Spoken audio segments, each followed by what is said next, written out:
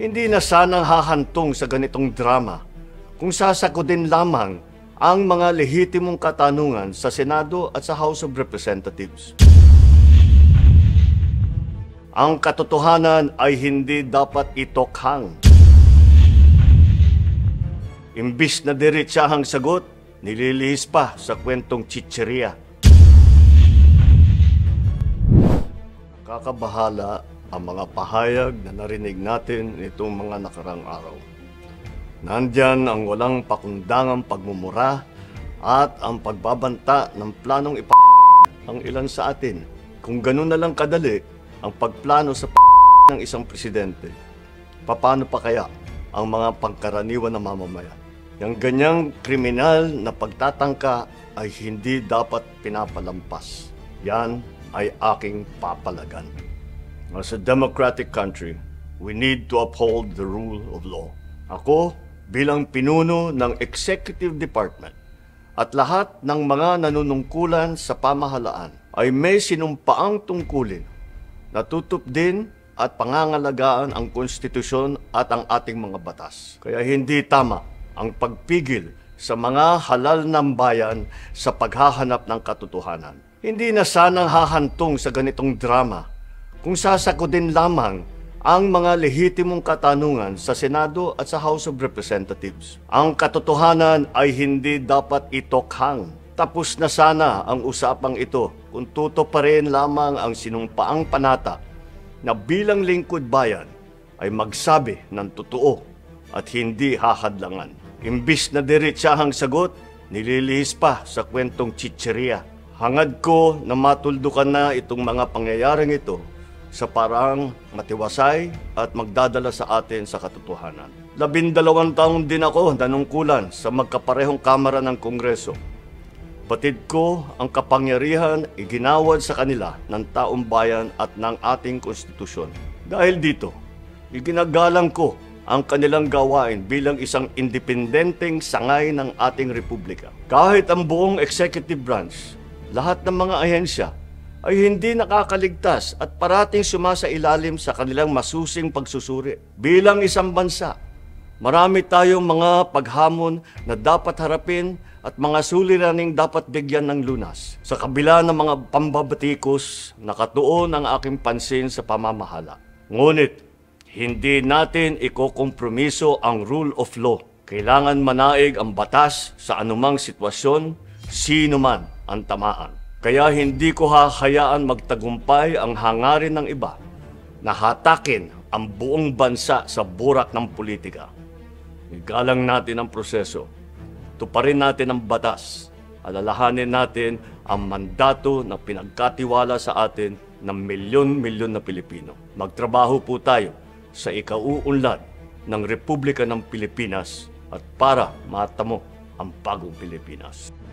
Kakabahala ang mga pahayag na narinig natin nitong mga nakarang araw.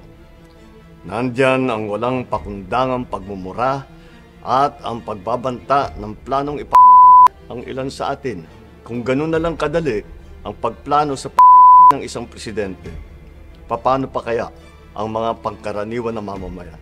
Yang ganyang kriminal na pagtatangka ay hindi dapat pinapalampas. Yan ay aking papalagan. As a democratic country, we need to uphold the rule of law.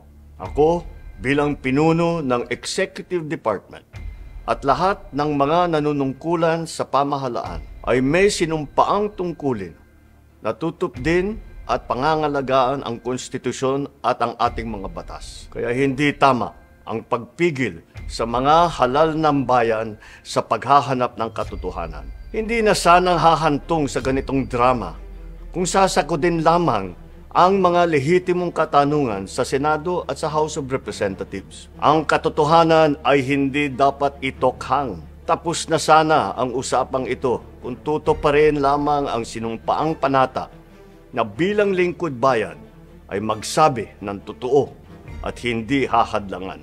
Imbis na diretsahang sagot, nililihis pa sa kwentong chicheria. Hangad ko na matuldukan na itong mga pangyayaring ito sa parang matiwasay at magdadala sa atin sa katotohanan. 12 taong din ako nanungkulan sa magkaparehong kamara ng Kongreso. Batid ko ang kapangyarihan iginawad sa kanila ng taong bayan at ng ating konstitusyon.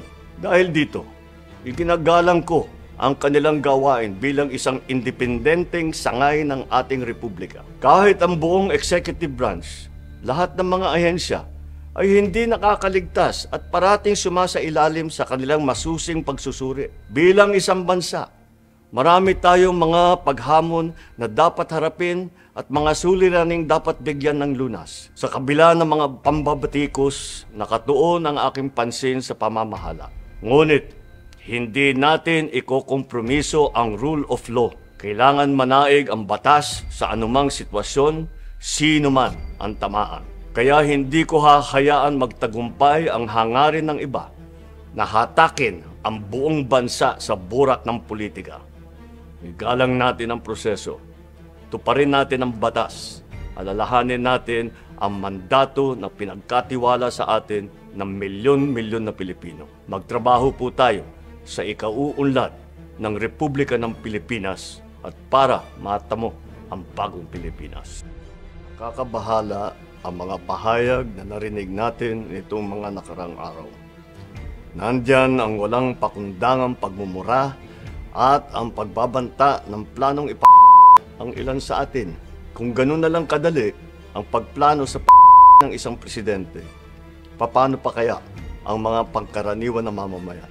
Yung ganyang kriminal na pagtatangka ay hindi dapat pinapalampas. Yan ay aking papalagan. As a democratic country, we need to uphold the rule of law.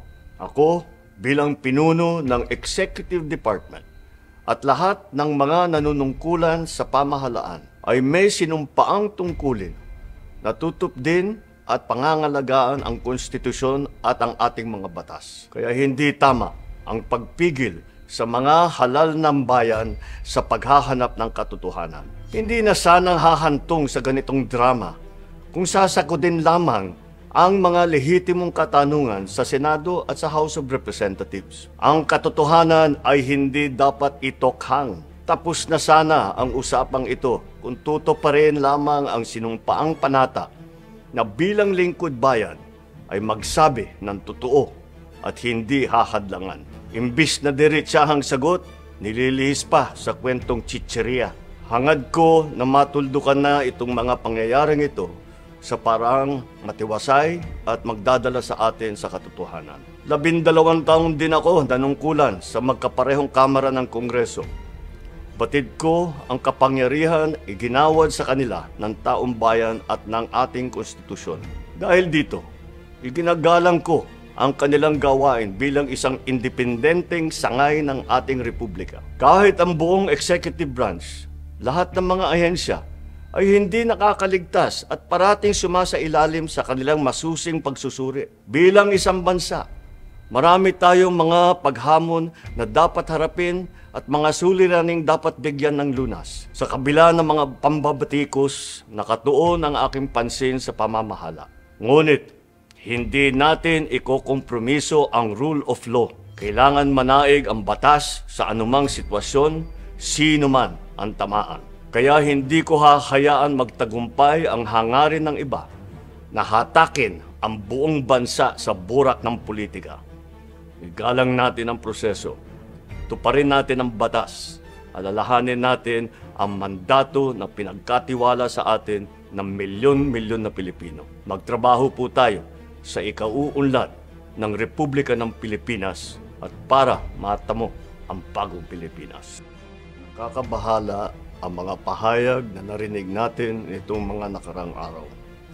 Nandyan ang walang pakundangang pagmumura at ang pagbabanta ng planong ang ilan sa atin. Kung ganun na lang kadali ang pagplano sa ng isang presidente, paano pa kaya ang mga pangkaraniwan na mamamayan? Yung ganyang kriminal na pagtatangka ay hindi dapat pinapalampas. Yan ay aking papalagan. As a democratic country, we need to uphold the rule of law.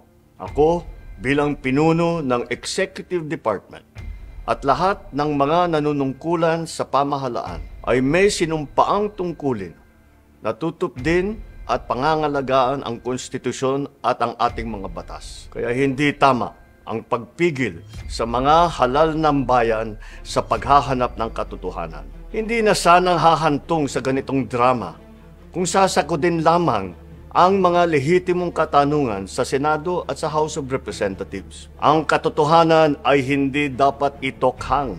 Tapos na sana ang usapang ito kung tutuparin lamang ang sinumpaang panata na bilang lingkod bayan ay magsabi ng totoo at hindi hahadlangan. Imbis na diretsahang sagot, nililihis pa sa kwentong chicheria.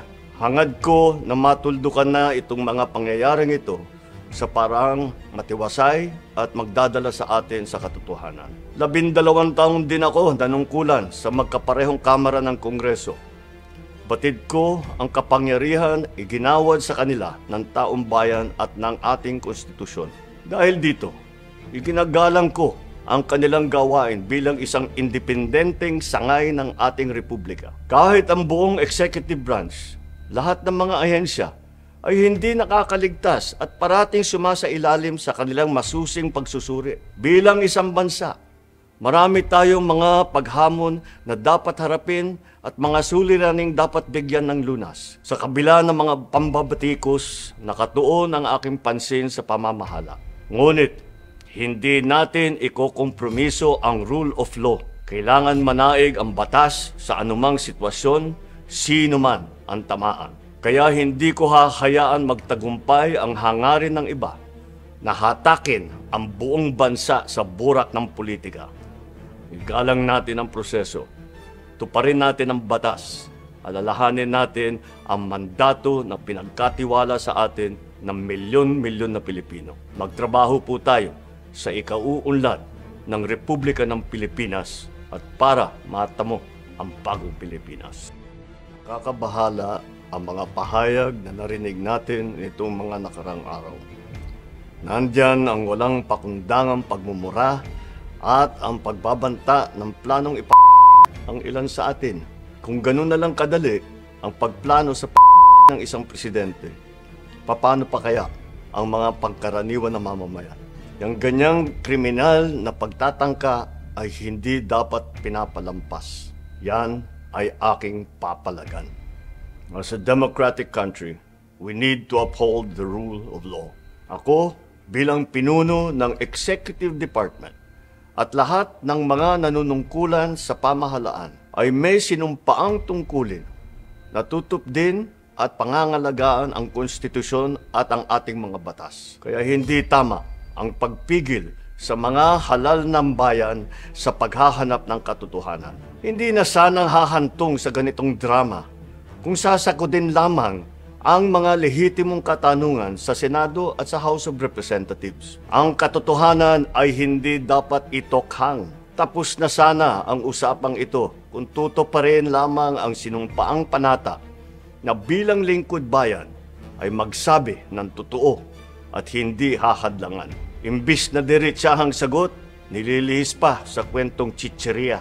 Hangad ko na matuldukan na itong mga pangyayaring ito sa parang matiwasay at magdadala sa atin sa katotohanan. 12 taon din ako nanungkulan sa magkaparehong kamara ng Kongreso. Batid ko ang kapangyarihan iginawad sa kanila ng taong bayan at ng ating konstitusyon.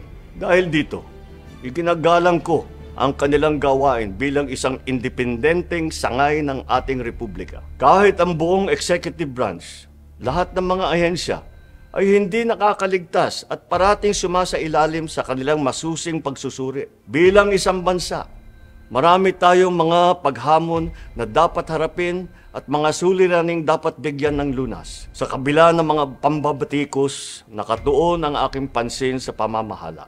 Ngunit, hindi natin ikokompromiso ang rule of law. Kailangan manaig ang batas sa anumang sitwasyon, sino man ang tamaan. Kaya hindi ko hahayaan magtagumpay ang hangarin ng iba na hatakin ang buong bansa sa burak ng politika. Igalang natin ang proseso.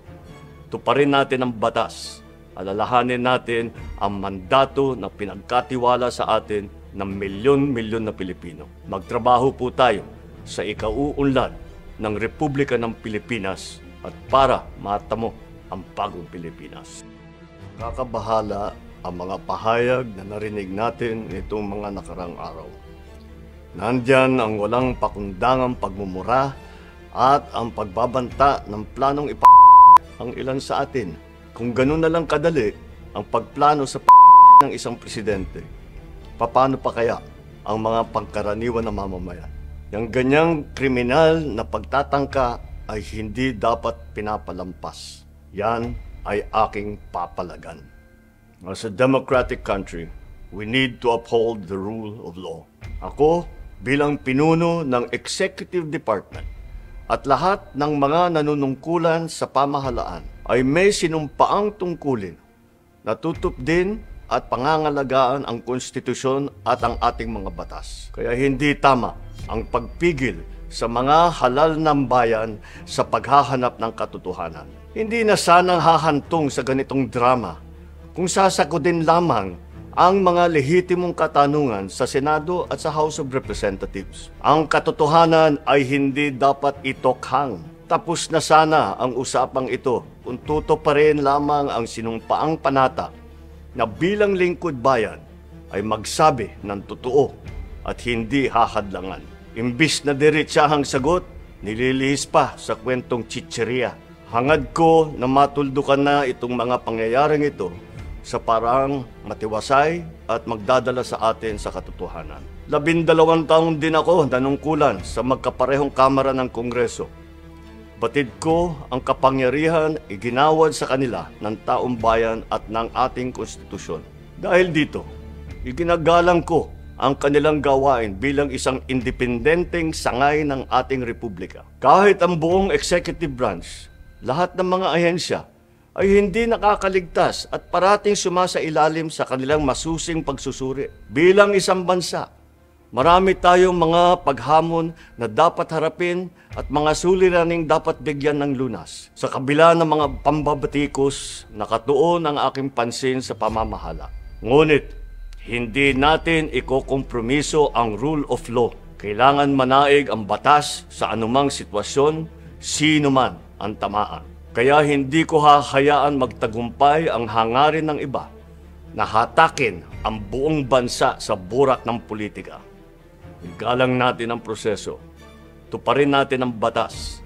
Alalahanin natin ang mandato na pinagkatiwala sa atin ng milyon-milyon na Pilipino. Magtrabaho po tayo sa ikauunlad ng Republika ng Pilipinas at para matamo ang bagong Pilipinas. Kakabahala ang mga pahayag na narinig natin nitong mga nakarang araw. Nandyan ang walang pakundangang pagmumura at ang pagbabanta ng planong ang ilan sa atin. Kung ganun na lang kadali ang pagplano sa ng isang presidente, paano pa kaya ang mga pangkaraniwan na mamamayan? Yang ganyang kriminal na pagtatangka ay hindi dapat pinapalampas. Yan ay aking papalagan. As a democratic country, we need to uphold the rule of law. Ako, bilang pinuno ng Executive Department at lahat ng mga nanunungkulan sa pamahalaan ay may sinumpaang tungkulin na tutup din at pangangalagaan ang konstitusyon at ang ating mga batas. Kaya hindi tama ang pagpigil sa mga halal ng bayan sa paghahanap ng katotohanan. Hindi na sanang hahantong sa ganitong drama kung sasakodin lamang ang mga lehitimong katanungan sa Senado at sa House of Representatives. Ang katotohanan ay hindi dapat itokhang. Tapos na sana ang usapang ito kung tuto pa rin lamang ang sinumpaang panata na bilang lingkod bayan ay magsabi ng totoo at hindi hahadlangan. Imbis na diretsahang sagot, nililihis pa sa kwentong chicheria. Hangad ko na matuldukan na itong mga pangyayaring ito sa parang matiwasay at magdadala sa atin sa katotohanan. 12 taon din ako nanungkulan sa magkaparehong kamara ng Kongreso. Batid ko ang kapangyarihan iginawad sa kanila ng taong bayan at ng ating konstitusyon.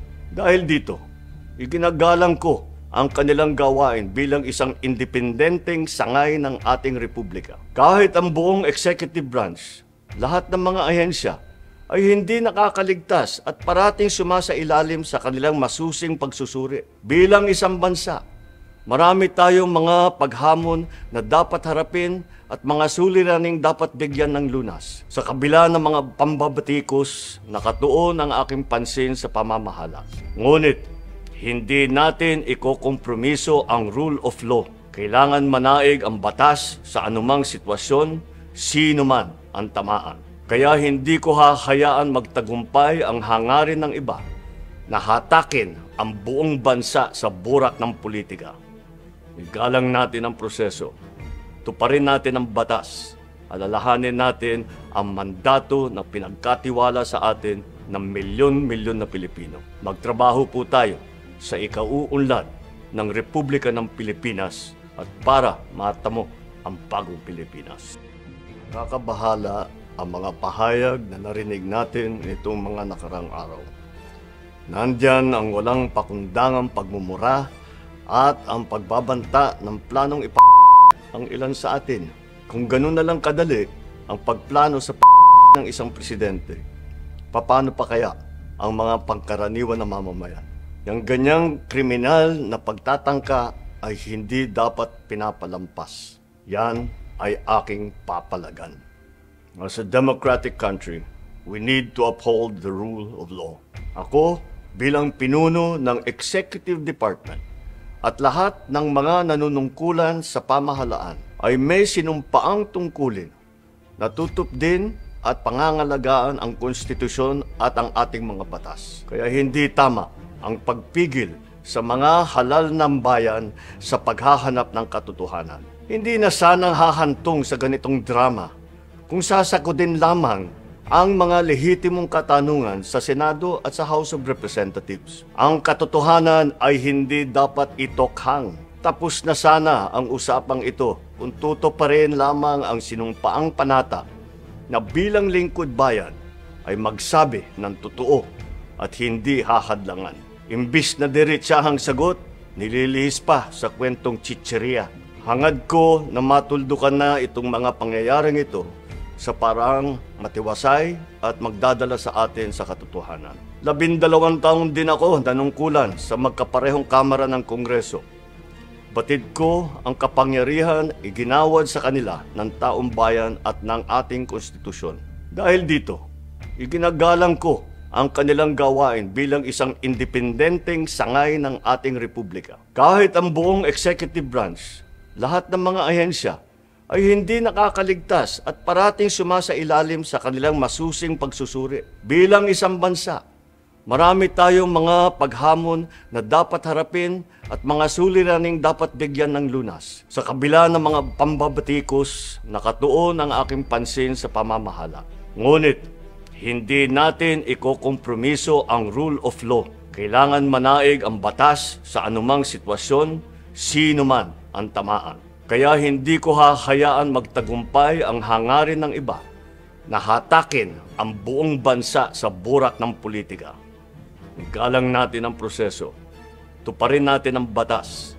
Alalahanin natin ang mandato na pinagkatiwala sa atin ng milyon-milyon na Pilipino. Magtrabaho po tayo sa ikauunlad ng Republika ng Pilipinas at para matamo ang bagong Pilipinas.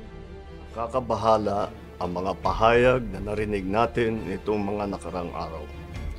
Nandyan ang walang pakundangang pagmumura at ang pagbabanta ng planong ang ilan sa atin.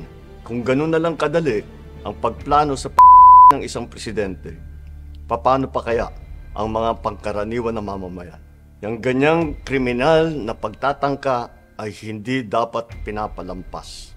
Yan ay aking papalagan. As a democratic country, we need to uphold the rule of law.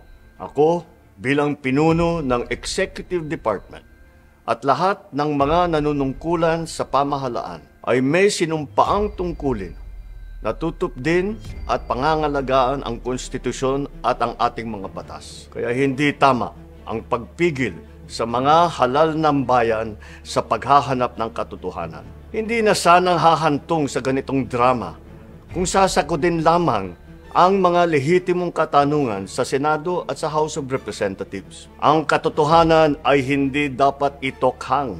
Tapos na sana ang usapang ito kung tutuparin lamang ang sinumpaang panata na bilang lingkod bayan ay magsabi ng totoo at hindi hahadlangan. Imbis na diretsahang sagot, nililihis pa sa kwentong chicheria. Hangad ko na matuldukan na itong mga pangyayaring ito sa parang matiwasay at magdadala sa atin sa katotohanan. 12 taon din ako nanungkulan sa magkaparehong kamara ng Kongreso. Batid ko ang kapangyarihan iginawad sa kanila ng taong bayan at ng ating konstitusyon. Dahil dito, iginagalang ko ang kanilang gawain bilang isang independenteng sangay ng ating republika. Kahit ang buong executive branch, lahat ng mga ahensya ay hindi nakakaligtas at parating sumasailalim sa kanilang masusing pagsusuri. Bilang isang bansa, marami tayong mga paghamon na dapat harapin at mga suliraning dapat bigyan ng lunas. Sa kabila ng mga pambabatikos, nakatuon ang aking pansin sa pamamahala. Ngunit, hindi natin ikokompromiso ang rule of law. Kailangan manaig ang batas sa anumang sitwasyon, sino man ang tamaan. Kaya hindi ko hahayaan magtagumpay ang hangarin ng iba na hatakin ang buong bansa sa burak ng politika.